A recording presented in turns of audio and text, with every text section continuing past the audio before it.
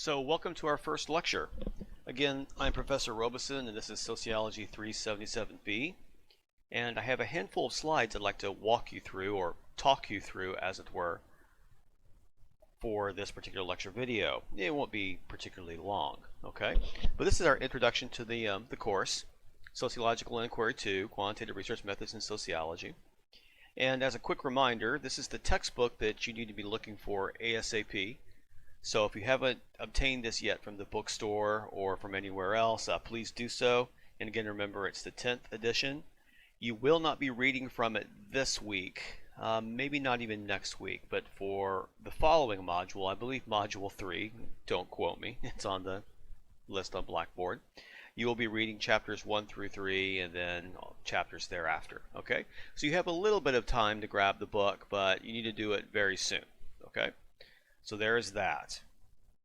Okay, so normally what I do in this class, well, normally what I do in many of my classes is that first take students through a bit of a reminder as to what sociology is, as well as kind of giving you my own professional take on what is sociology. And very simply, this is the definition we're going to kind of run with, okay? And that is that sociology is the social scientific study of social behavior and of the lives of people, groups, and societies, okay? So backing up a little bit, of course, it's important to remember that the class that we're doing this semester is about sociology. And it's about learning how to do sociology insofar as research methods are concerned. Okay, now there's a lot that goes into that, as we'll learn throughout the semester and so on. But quickly back to this. You'll notice in the definition here, I put social scientific, and I put the scientific part in italicized font, study of social behavior and whatnot. Okay, so it's my belief, my professional attitude essentially is that sociology should be like a science. It should be a science in how it approaches human social behavior and so on and so forth, okay? And as we've kind of heard before, the cliche is that the language of science is, well, mathematics, okay? Now, we're not going to be learning anything new as far as mathematics are concerned in this course, and many students are often kind of a little bit intimidated by quantitative sociological research because you've done statistics, and many students, have this terrible fear, this horror that they're going to have to do complex mathematical calculus equations and other things like that. And that's really not what we're trying to do here. Instead, what we're trying to do is to learn how it is that in studying particular sociological phenomenon, behavior, lives of people, groups, and societies, by focusing on particular research questions governing a variety of different topics, we can also at the same time quantify, that is, create quantitative data about our social world and answer to particular research questions about certain kinds of sociological phenomenon. Do a little bit of math with that using a lot of computer help and so on, so that we can tease out patterns that will allow us to do a science of sociology, if you will, okay?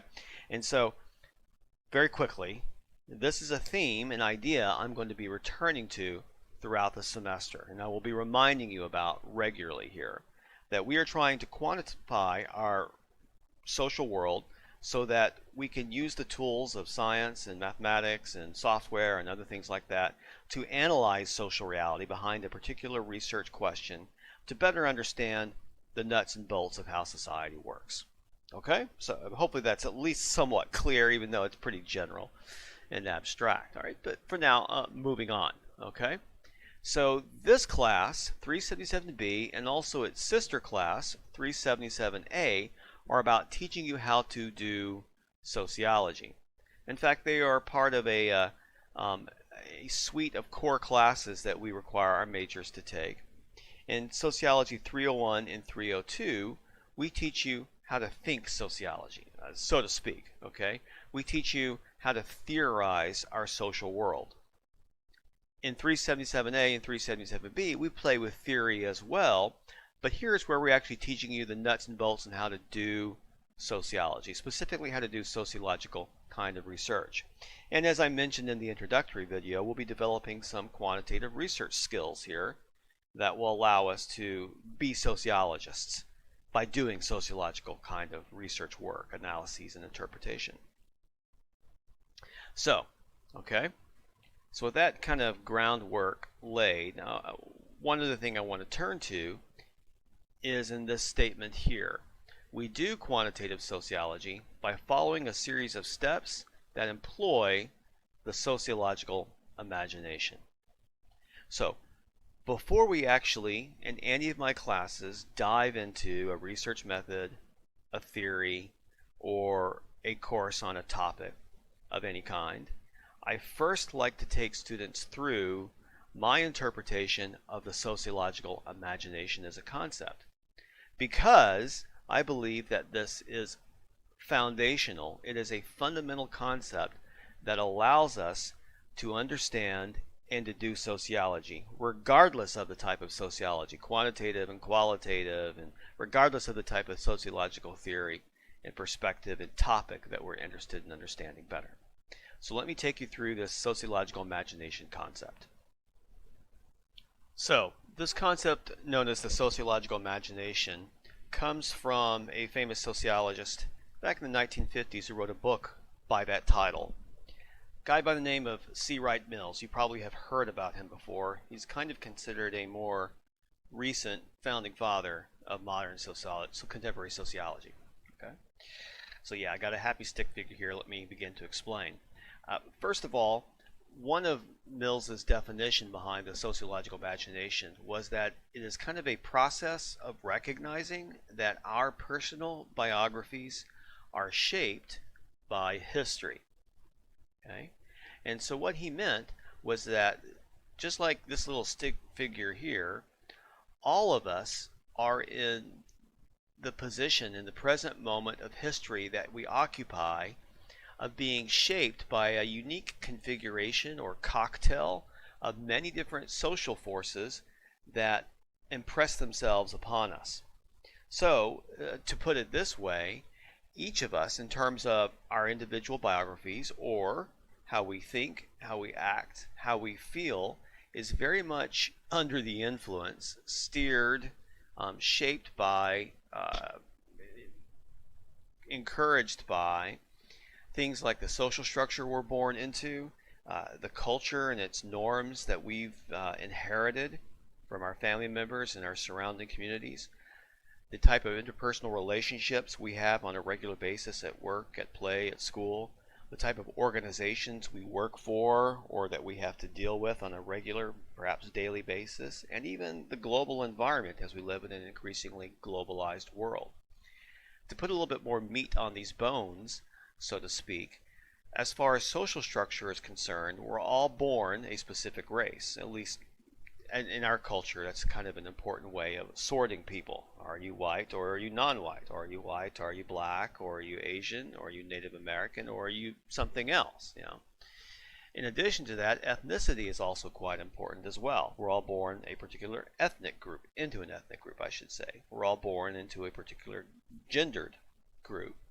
And we're all born into a particular social class, socioeconomic status. SES is what that stands for in short.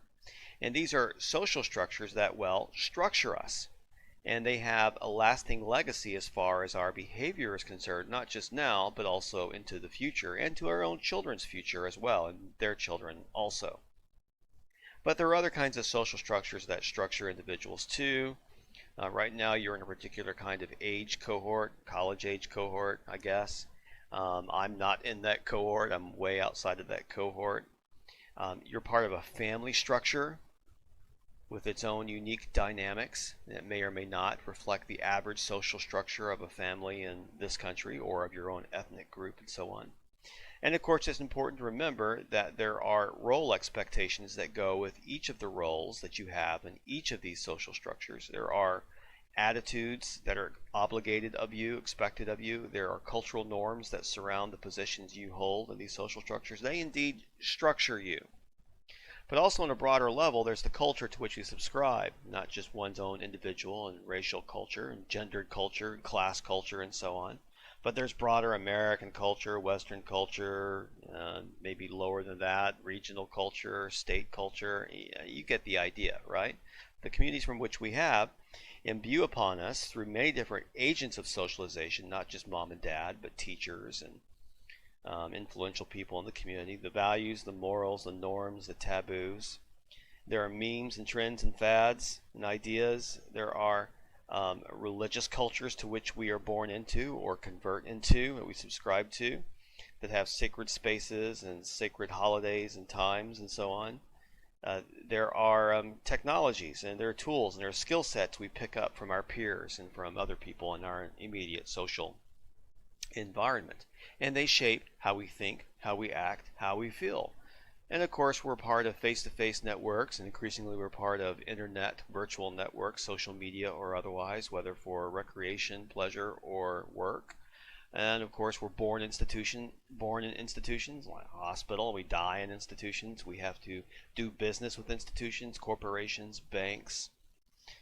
We have to work for institutions. Did I say that already? We have to deal with governments. That's an important thing.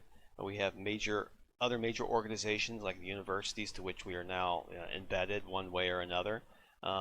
We have organized religion and firms and so on. And of course, we live in a global environment where things like trade, multinational corporations, foreign investment, non-governmental organizations, the big UN, and so on, all do things that impress themselves upon our lives and influence the type of money or how much money we make, the type of friends we're able to be friends with, as well as what we can do with our time, how we address and adorn our bodies and what we can do with our bodies, and numerous other things that we could just spend, semesters talking about, and things that we're probably not even fully aware of because many of these things operate at the unconscious level. So, the sociological imagination, to back up, is to recognize that everything about ourselves and all of our behavior as individuals is shaped by unique cocktails and configurations, once again, of all these different things in our particular moment in history.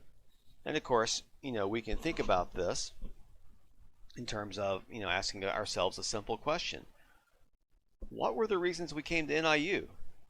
And thinking more sociologically to get back at this idea of having an imagination, a sociological imagination, we might consider, well, what role did our race and gender and SES, did our religion, did the culture of our community, what role does government and banks and institutions, what role do personal friends and other influencers have in actually having led us down the path toward going to college, doing well in college, and maybe even in particular choosing NIU? Something to kind of think about. And of course, we can ask many different questions that we could begin to think of in regards to how it is that these different social forces lead to particular kinds of outcomes for people.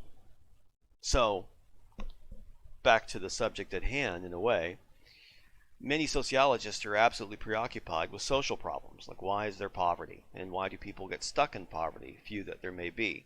How can people escape poverty? Why is it that some communities have more poverty than other communities, and other kinds of related questions? And of course, we could ask the same thing about crime and so on. And so when sociologists begin to pose questions like this and think about maybe studying them, doing research on them, whatever that may look like, they will often think of a setup like this. They will expand their sociological imagination to include, well, what about social structure? How does that predict who will be in poverty and who will leave poverty? What about an individual's culture and family culture and community culture? Does that contribute a role? What about the global economy? What about the regular economy and the access of organizations and good quality schools and after-school programs that may play a role in keeping kids in school and doing well and getting them out of poverty? What type of interpersonal networks play a role? I think you get the idea. A myriad of questions. One question that I often am preoccupied with in the research I do is why is it that people become violent extremists like terrorists? And I have a whole course I teach on this when we talk about various different theories that explain or connect how different social forces may push people down the road toward violent extremism. Okay. And before I dig, before I go a little bit further with back to the sociological imagination thing, um, one thing, if you're already thinking ahead of this, one thing it's important to remember is that we sociologists are not just interested in why individuals do what they do and have the outcomes that they have, and how these social forces tie into that in a broader sense or specific sense, but also we're interested in why it is that some communities will have certain kinds of behaviors, quote unquote, why some groups will have certain kinds of outcomes that they do, and how it is that different communities will have different demographics of age and race and gender, how they'll have different kinds of community cultures, and there'll be differences in their vulnerability to global economic changes, how they'll have different configurations of banks and firms and schools and government organizations and so on and so forth that have outcomes on things like, well, social problems like crime, like poverty, rising inequality, and a myriad of other things that sociologists are often interested in. So, thinking about how these things influence individual and group behavior, okay, allows us also to understand that they are part of understanding how change happens, how events change, how societies and individuals also change. I'm kind of just saying the same thing over again. Okay, so the sociological imagination. A lot of bubbles going on here, a lot of words I'm throwing at you, okay? But here's, cut to the chase. This sociological imagination allows us to do two things. First of all, it allows us perhaps to see an issue, a problem, like poverty, like extremism, like crime, like sexual assault, like whatever it may be. Or maybe just a phenomenon, like a particular kind of social media usage that individuals are involved in, or an event or something of that nature, like how people have responded to COVID and not responded to COVID as a pandemic.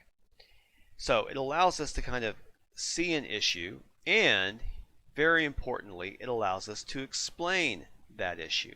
That is, it allows us to theorize how particular social forces, you know the bubbles here, how particular social forces have led to a particular kind of issue or problem or phenomenon or event. Again, like maybe an increase in poverty across individuals or across communities. Oh, and ignore this little note down there, legacy from last semester. Okay, so sociological imagination, to repeat, helps us to identify an issue and to think theoretically about those social forces that shape us, and also how social forces shape events, trends, issues, social problems, etc. Okay? So, the sociological imagination tells us what to theorize about and also how to theorize about it. So, for some examples here, okay? Let's say we're interested in understanding why it is that religiosity varies across individuals, or maybe even across communities. That is, why it is that some people are more religious than others, okay?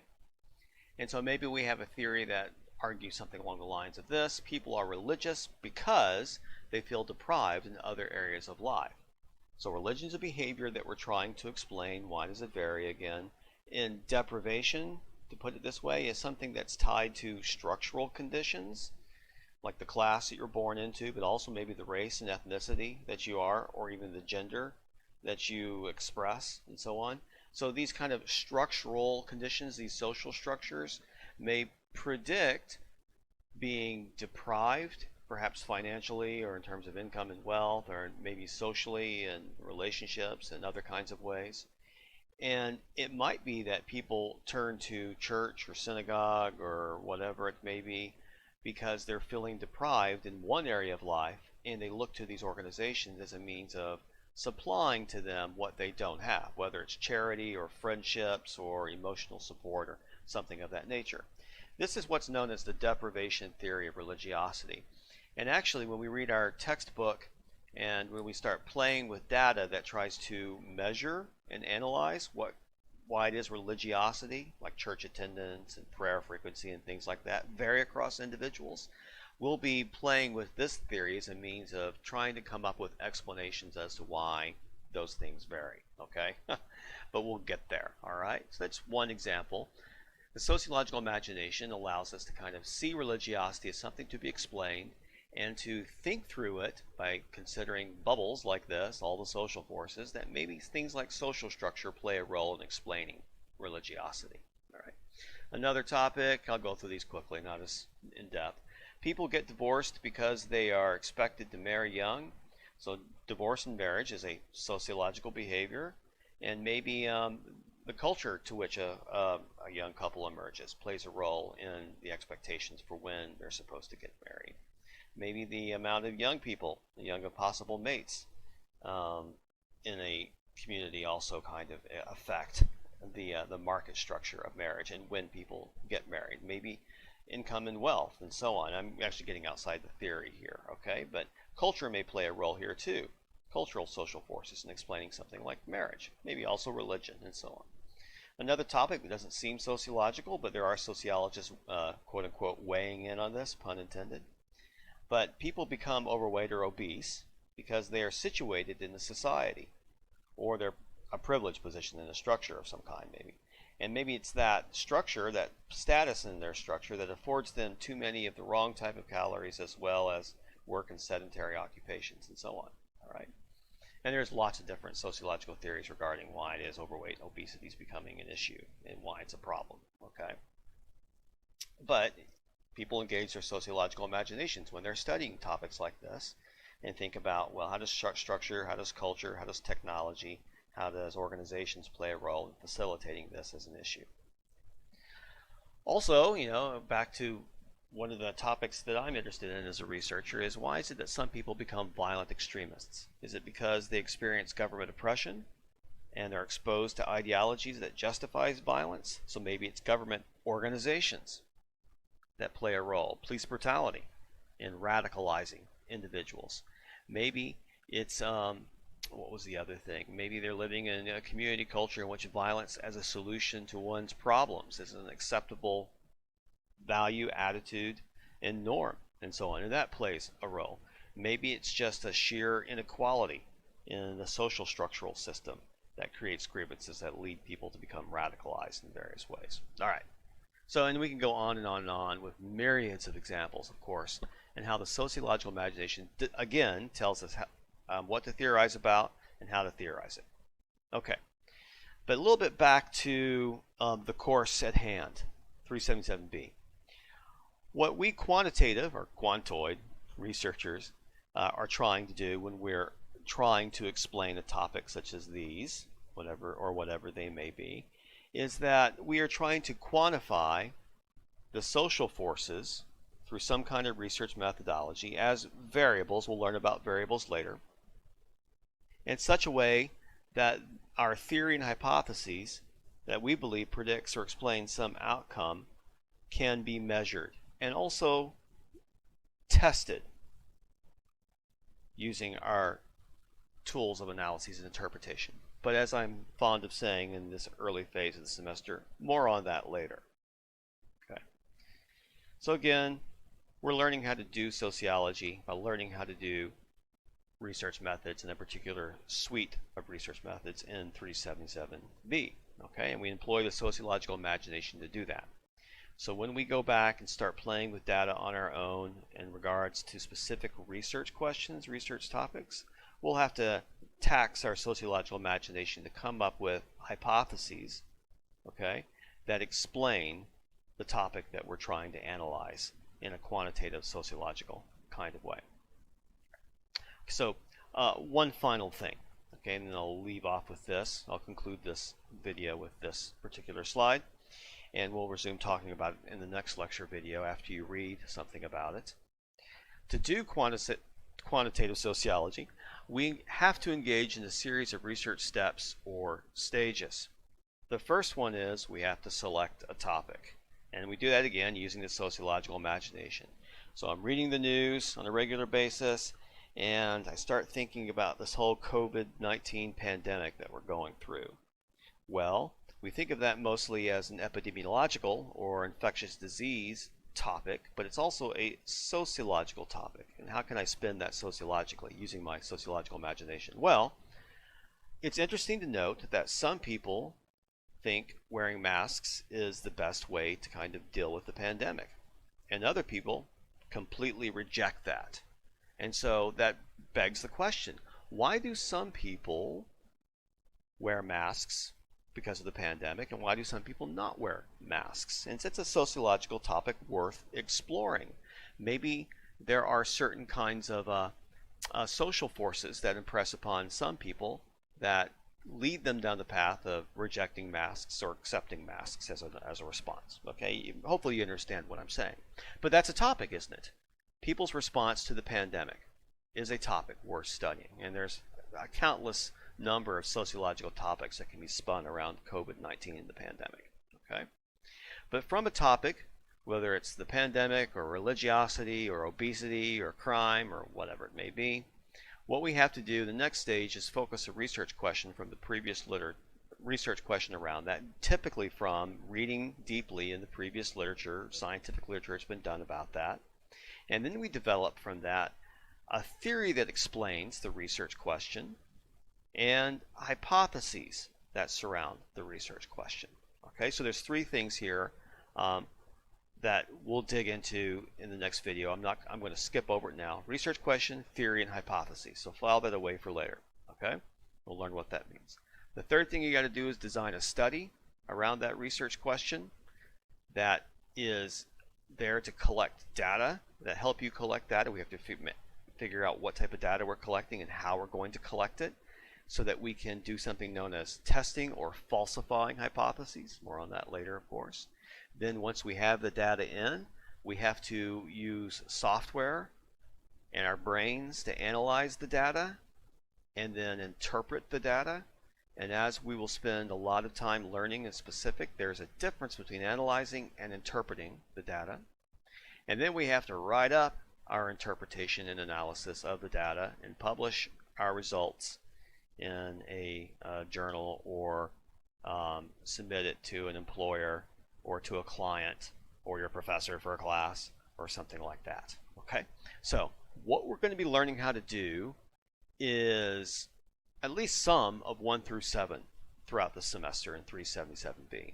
We'll spend a lot of time parked on the number 5 and number 6 and number 7. We won't be, like I said, collecting our own data. We'll have data collected for us that we'll play with, or designing our own study. We'll have to do a little bit of work here and there in our exercises and also in our final paper, where we have to choose a research topic. We have to develop a research question around it and maybe work with some theory and hypotheses. Okay, but this is basically what we will be trying to accomplish throughout the semester. Okay, so more on this later in the next lecture video. See you there.